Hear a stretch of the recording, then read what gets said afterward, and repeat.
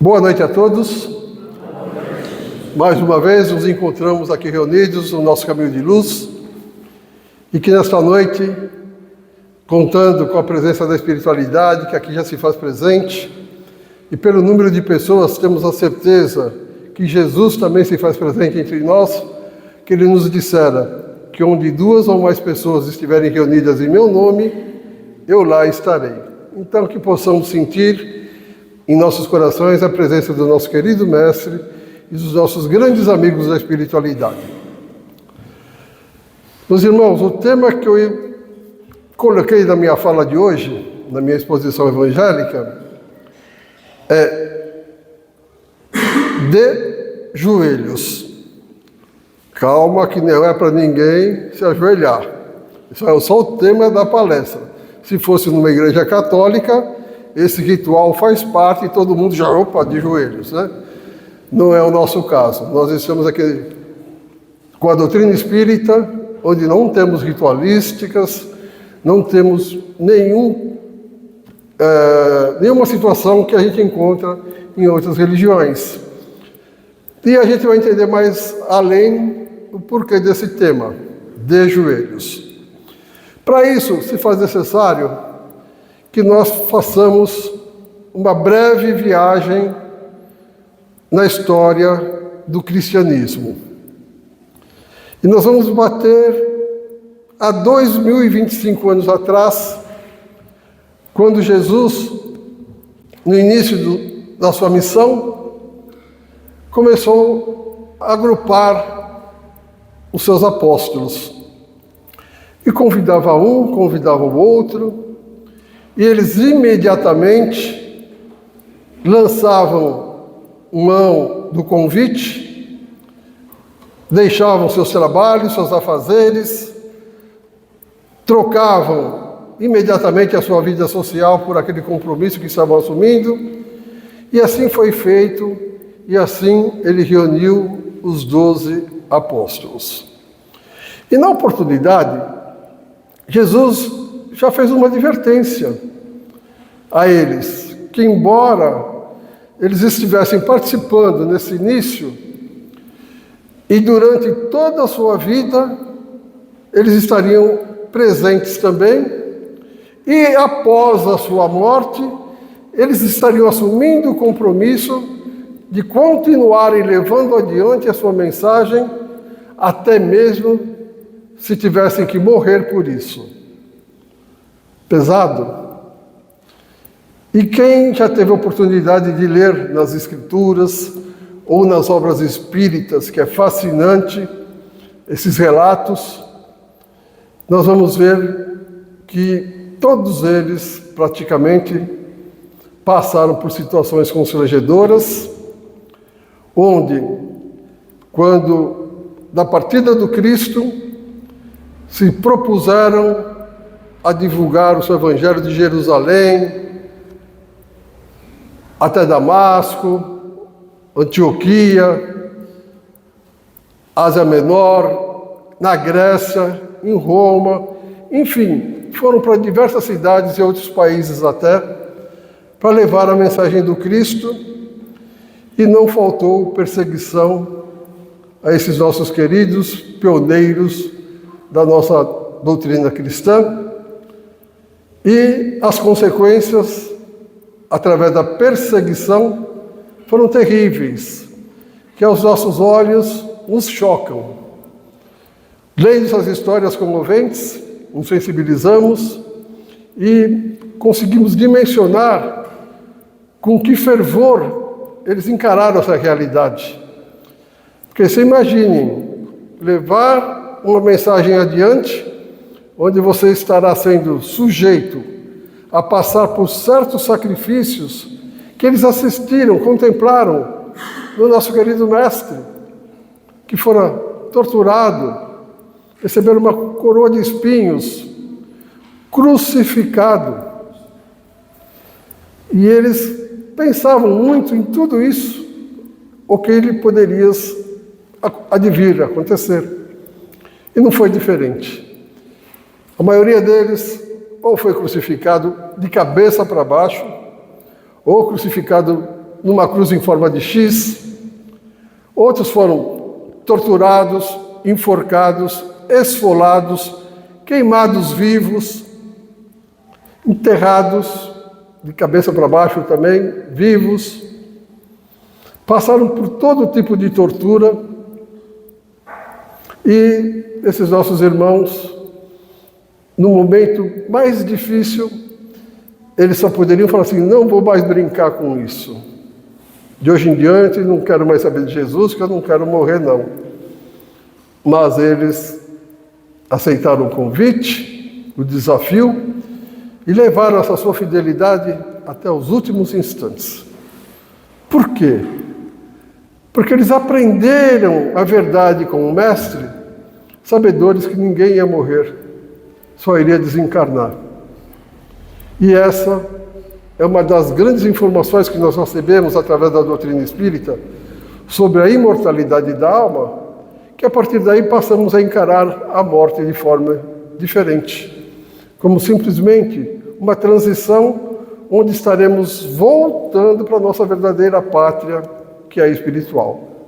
Ou seja, aqui nós estamos de passagem, do lado de lá é o nosso verdadeiro lar. E esses irmãos, à época, não mediram esforços, aceitaram todos os desafios, com exceção de João, que ficou preso a uma ilha de Patmos, e desencarnou de forma, por circunstâncias naturais, desgastes da matéria física, e aos 94 anos ele voltou para casa também. Mas lá em Patmos ele escreveu o Apocalipse. E também temos Judas Iscariotes, que, de acordo com seus feitos, ele acabou se enforcando. Porque o resto, tudo foi torturado, queimado, crucificado, enfim. Passaram por um desafio terrível. E aí, nós seguimos pela história e vamos ver que nessa sequência de perseguições, um grande vulto também da nossa doutrina, Paulo de Tarso, à época Saulo de Tarso, saiu também em perseguição a Ananias, que estava em Damasco, e indo para prendê-lo, esse nosso irmão, às portas de Damasco, sua cavalgadura empinou e ele acabou caindo, porque na frente dele Jesus se materializou.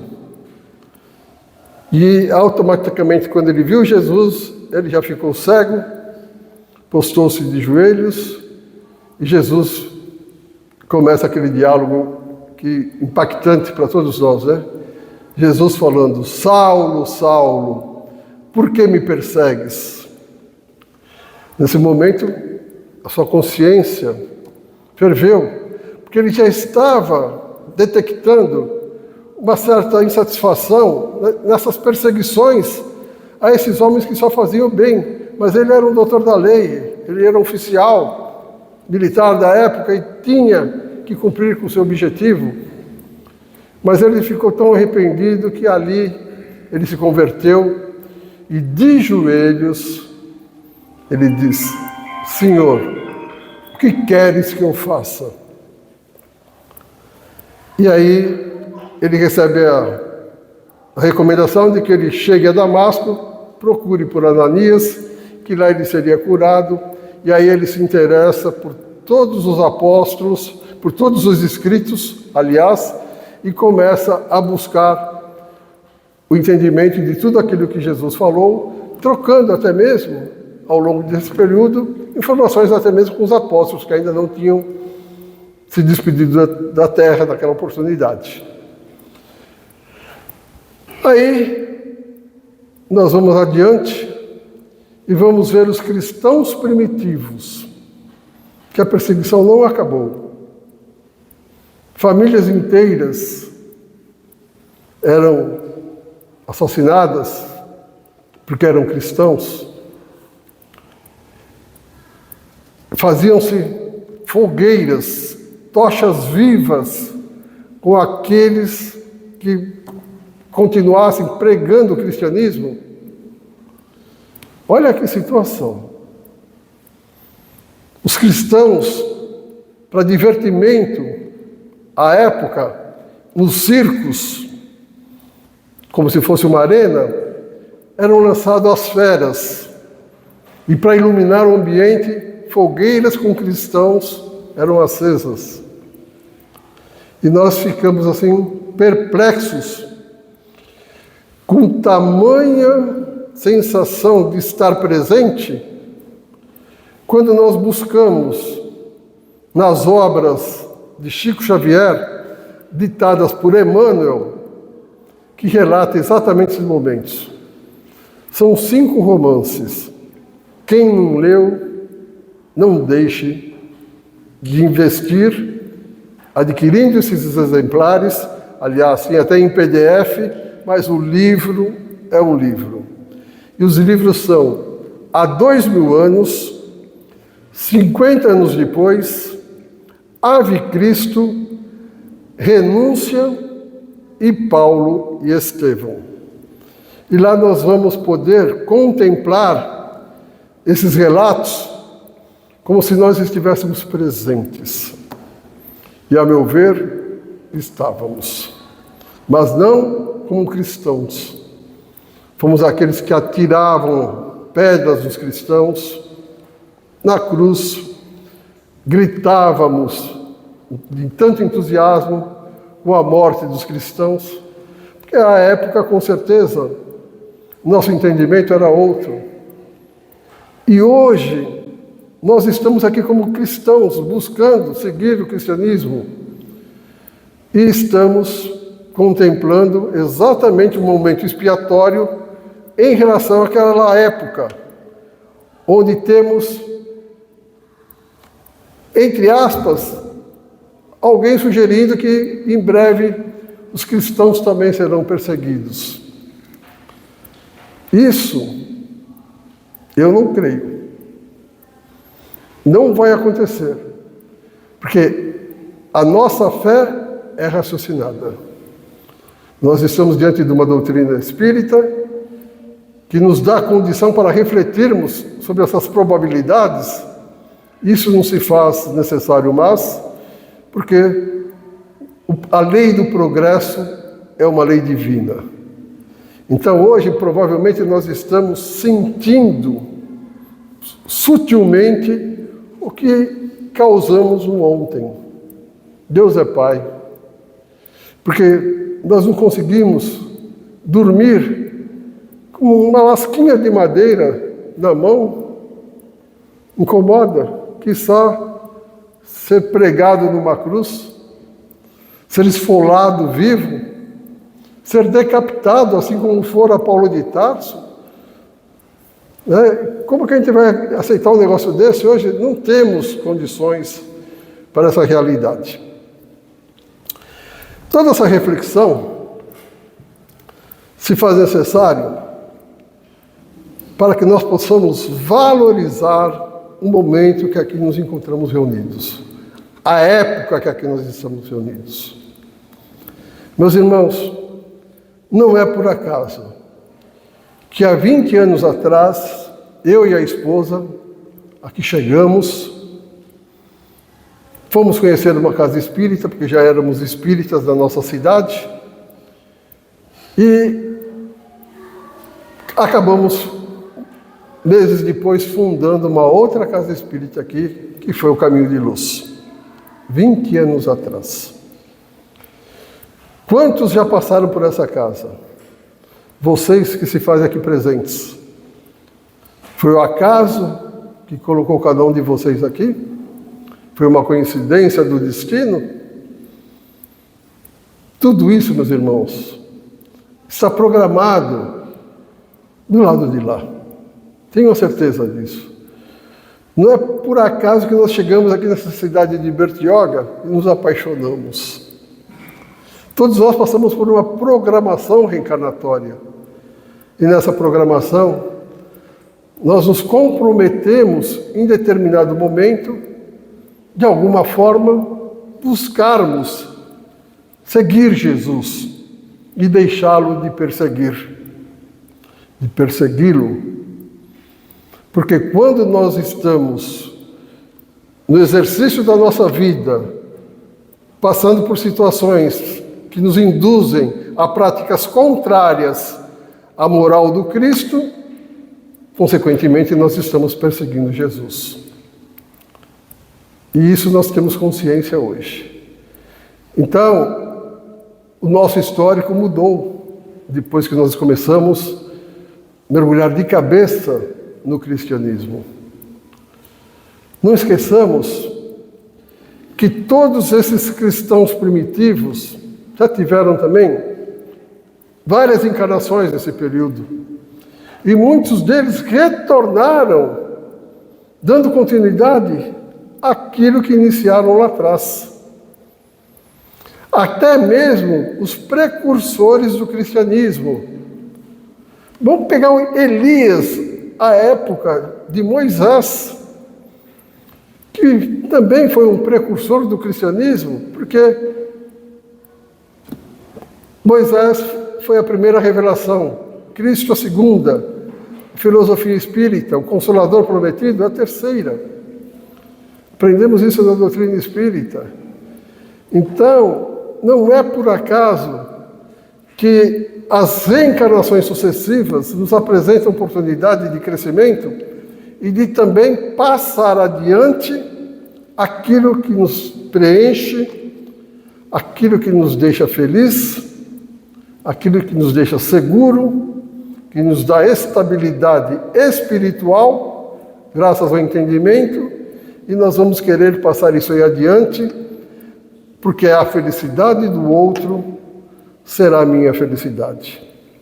E quando Jesus nos fala, fazer ao outro aquilo que gostaríamos que nos fosse feito, Ele está nos dando a oportunidade de exercermos a prática do amor que já conquistamos, está contida em nossos corações.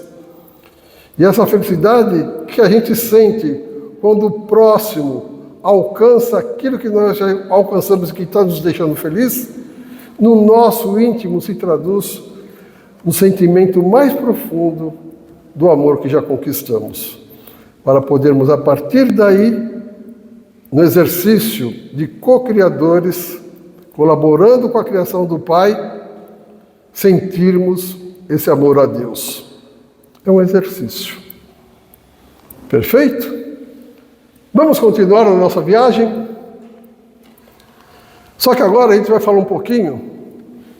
Falamos dos apóstolos de Jesus, dos discípulos, falamos de todos aqueles que nesse meio de caminho também reencarnaram em outras vestes carnais, mas dando continuidade. Vamos pegar exemplos? São Francisco de Assis, Martinho Lutero, Jan Hus, tudo dentro da história do cristianismo. Vamos pegar Allan Kardec, vamos pegar Chico Xavier, Divaldo Pereira Franco, que desencarnou há pouco.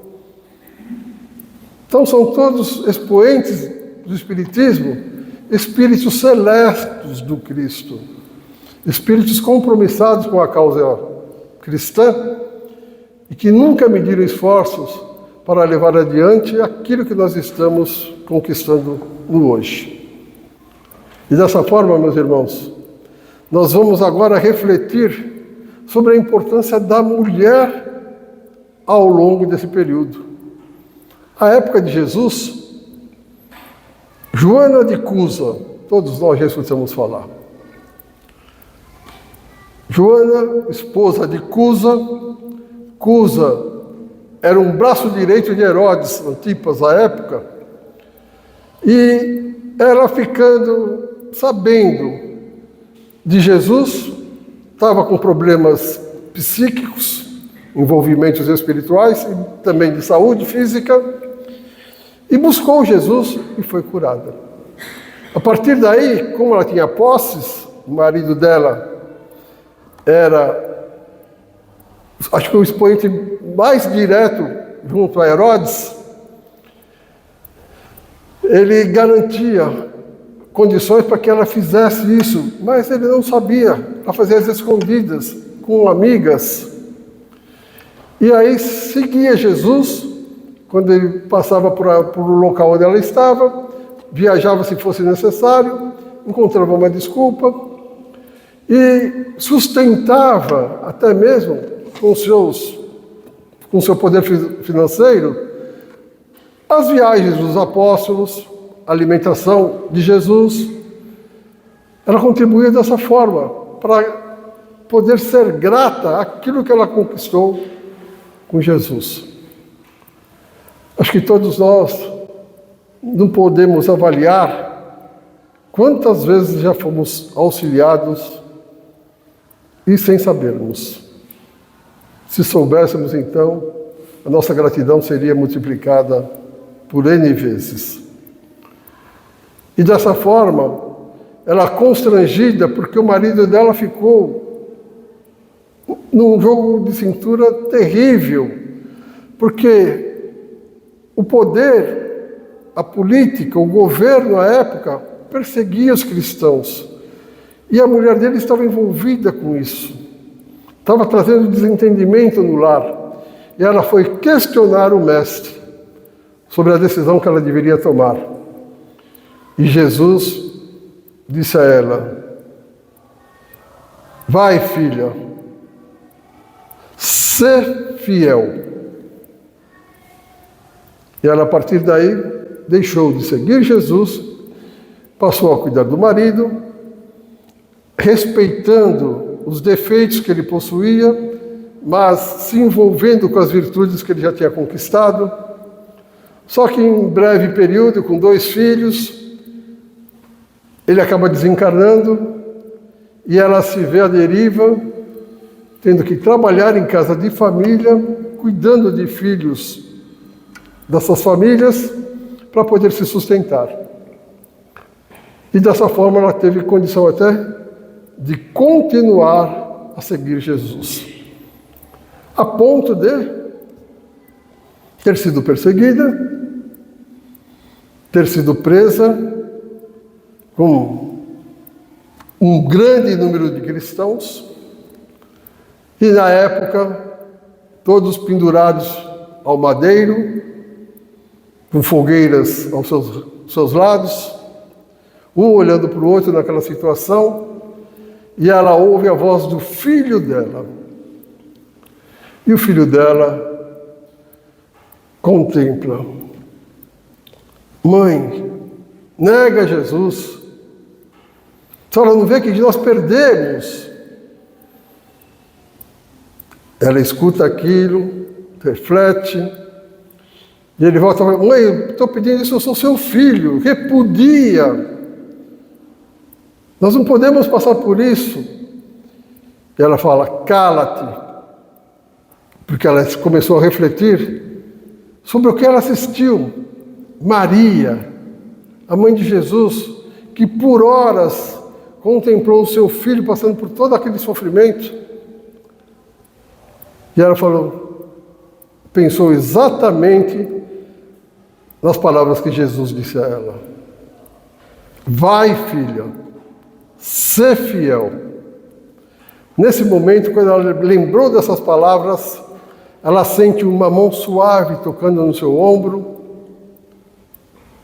e ela ouve uma voz inconfundível do Mestre, dizendo: filha, acalma-te, eu estou aqui. E aí a gente vai ver que todos aqueles que passaram por essa situação não foram desprezados pelo Mestre. Antes mesmo desse sofrimento, eles já eram desligados da matéria física. Tenhamos a certeza disso. Tanto é que entre nós, a dor que um sente é diferente da dor que o outro vai sentir pelo mesmo problema. Por quê? É uma questão de sutileza perispirítica. E Jesus, poderoso do jeito que ele é, para administrar tudo isso, no estalar de dedos ele desliga o espírito da matéria com a maior facilidade. E ele não queria que nenhum passasse por aquilo, porque era desnecessário. Então, ele, antes dela passar pelo sofrimento, ela foi lá desligada. E assim, meus irmãos, nós começamos a refletir que nós temos que pensar um pouco diferente sobre o problema que nos causa muito medo, muita preocupação, e que nós conhecemos pelo nome de morte.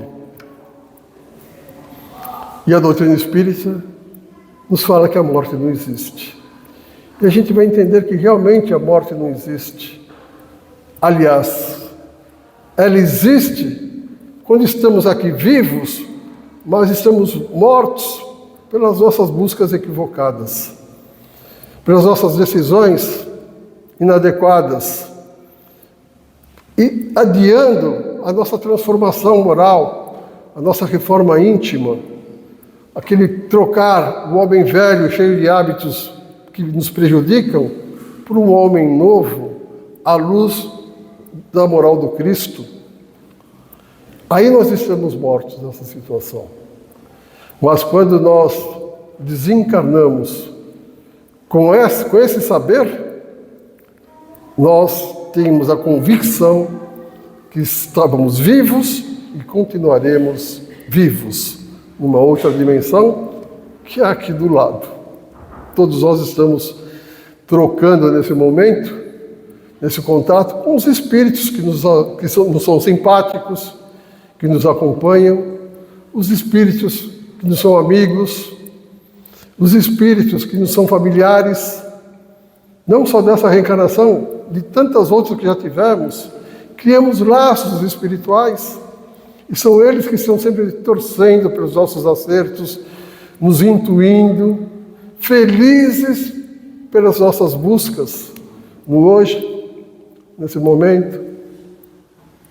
E Joana de Cusa teve sucessivas reencarnações também, todas elas sempre prestando esse serviço ao Mestre, até que em 1761, em 12 de dezembro, ela reencarna em Salvador, na Bahia.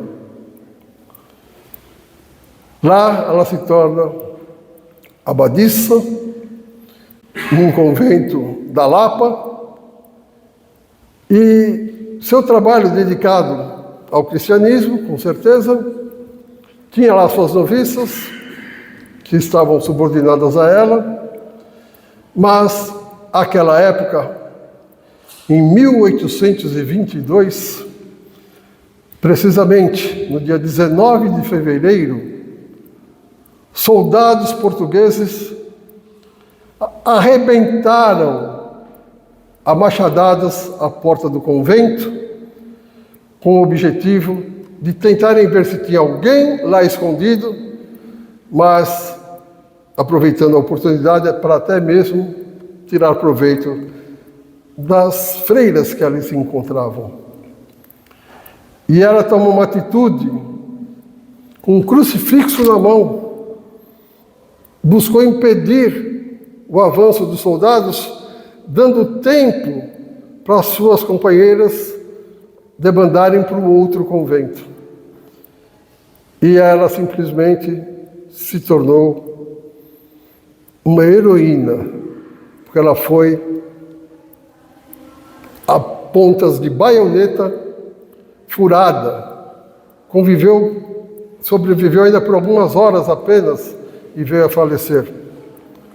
Mas estamos falando em 1822. Esse ano nos lembra alguma coisa? Ontem nós comemoramos 203 anos da independência do nosso Brasil. Essa guerreira, ela foi a primeira heroína, título que ela recebeu, heroína da independência do Brasil. Joana Angélica de Jesus, esse era o nome dela. E Joana Angélica de Jesus, depois que desencarnou, naquele momento, num trabalho na espiritualidade, Simplesmente, ela, com o espírito de Divaldo Franco, o tio de Divaldo, Nilson, se programam para levar adiante a doutrina do Cristo aqui no Brasil. Divaldo nasce, aonde? Salvador, Bahia. Lá eles projetam na espiritualidade a Mansão do Caminho, uma instituição de caridade que é escola, orfanato, berçário, alimentação, hospital, clínicas de assistência ao povo daquele bairro, Pau da Lima. E essa nossa irmã, mentora de Divaldo Franco, idealizou todo esse projeto, e Divaldo levou com bravura, e até hoje essa casa está atendendo aproximadamente 5.000 pessoas que por ali passam diariamente. Olha o trabalho. Psicografou Divaldo Franco através da luz dessa mentora espiritual, Joana de Ângeles, Joana Angélica, Joana de Ângeles. Várias obras, inclusive obras de cunho psicológico, fantásticas, que vale a pena também acessar e adquirir essas obras e ter na cabeceira. Enfim, o que nós estamos assistindo, meus irmãos, é que somos imortais. Espíritos do ontem vão reencarnando, assim como nós também já tivemos N oportunidades e hoje estamos aqui. E o convite da noite, diante dessa reflexão, lembrando de todos esses heróis do cristianismo, que graças a eles, hoje conseguimos estar aqui, reunidos, estudando a sua doutrina, a doutrina do Cristo, no aconchego dos nossos bancos, banco similar ao da igreja, mas ele não tem genuflexo, genuflexório, para que ninguém queira se ajoelhar, porque aqui não tem essa prática. Mas Jesus, quando Paulo se ajoelhou, ele disse a ele: ponha-te de pé. Naquele momento que ele estava cego, e ele foi levado a Damasco, e lá o próprio Ananias, que perseguia, curou esse nosso irmão da cegueira, e ele se tornou de perseguidor, Saulo de Tarso, ao maior divulgador do cristianismo à época, Paulo de Tarso. Uma transformação. E nós, meus irmãos, temos que nos espelhar nesses nomes, nesses heróis do cristianismo, e nos perguntarmos exatamente isso. Estamos nos colocando de pé para seguir Jesus? O que nos é cobrado? Hora e meia por semana para virmos à Casa Espírita, assistir uma palestra. E aqueles que se interessarem um pouquinho mais, uma vez por semana assistirem uma aula de 1h30 no conforto dos seus lares, através do Meet aplicativo, participando de um grupo amistosamente maravilhoso, falando sobre o Espiritismo, aprendendo essa filosofia, que é um patrimônio que nós estaremos levando por toda a nossa eternidade. E muitas das vezes a gente fala que não tem tempo. Se eu não tiver nada para fazer, eu vou no centro espírita. Nós temos que aprender a priorizar Jesus em primeiro lugar. Se nós quisermos ser fiéis ao Cristo, assim como nós escutamos essas narrativas, a todos aqueles que foram fiéis, nós temos que assumir esse compromisso de verdade. Aí sim a nossa vida vai mudar. Aí nós vamos sentir a felicidade daqueles cristãos que eram lançados às feras, e eles iam cantando. Vocês não sabem o que é isso? Os leões atacando, e eles cantando, alegres. Quando o soldado, antes de queimar Joana de Ângeles, Joana de Cusa, à época, ela questionou a ele questionou a ela: o teu Jesus só te ensinou a aprender a morrer? E ela disse: não, ele também me ensinou a amar a todos vocês. É isso aí que nós temos que levar de lição, meus irmãos. O Cristo, nosso Mestre querido, se faz presente na nossa caminhada, torce muito para que sejamos parceiros uns dos outros, amai-vos uns aos outros como eu vos amei, e juntos vamos levar bem alto essa bandeira de Jesus, do cristianismo, para que todos os outros possam também beber dessa mesma fonte, possam ser tão felizes como nós estamos sendo. Isso se traduz no amar ao próximo como a si mesmo, ou seja, fazer ao outro aquilo que eu gostaria que me fosse feito. Aí nós não vamos errar. Aí não vai ter para ninguém. Porque aconteça o que acontecer na nossa caminhada, nós vamos entender que tudo faz parte de um script programado no ontem, e tudo aquilo que está acontecendo para que eu possa me resignar. E não descartamos ainda a probabilidade da misericórdia divina a tentar se adiantar a todo e qualquer feito que possa ser que não mais mereçamos, e aquelas dívidas que teríamos que cumprir nesse momento serão suspensas por tempo indeterminado. Vale a pena ser cristão? Vale a pena ser espírita? Sim, meus irmãos, isso nós estamos convictos. O que nos falta é coragem e muita boa vontade. E não nos falta exemplos para que possamos dar o nosso melhor. Porque se chegarmos do lado de lá, contemplando que fizemos além daquilo que nos comprometemos a fazer, o salto espiritual que nós estaremos dando é muito grande. E as nossas missões, a partir daí, seremos muito mais úteis ao Mestre querido, auxiliando nessa sua empreitada de levar a sua doutrina santa por todo o mundo. Que tenhamos essa determinação, essa disposição, essa consciência, sabedores, que por mais que possa acontecer, só desencarna, preocupado com a morte, quem não tem a consciência tranquila.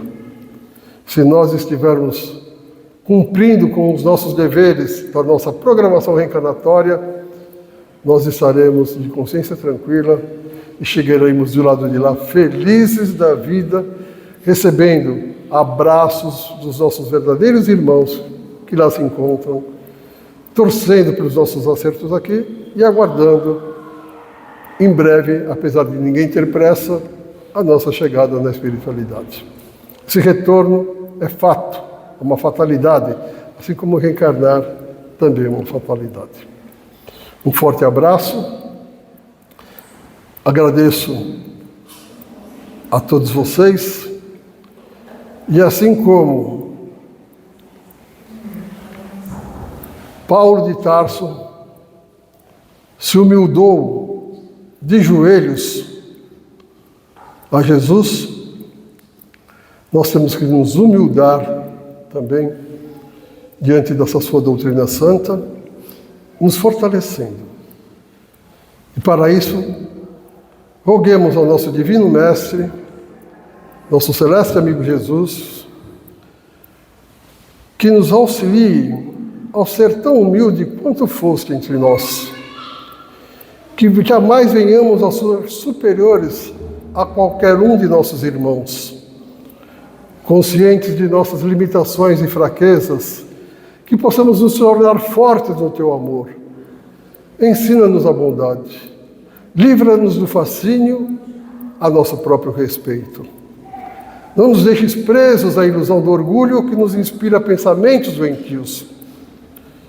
Que sejamos cada vez mais fortalecidos, no sentido de que no amanhã possamos rogar ao Mestre que nos conceda a oportunidade de ser pequeninos, a fim de que um dia possamos entrar no Teu reino. Obrigado, Pai querido, pela bendita oportunidade. Obrigado ao nosso Mestre, nosso irmão maior, nosso celeste amigo Jesus.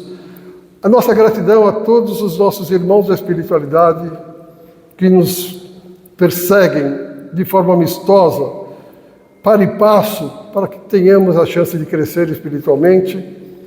E a minha gratidão a todos vocês por estarem aqui nesse momento de muita felicidade para todos nós.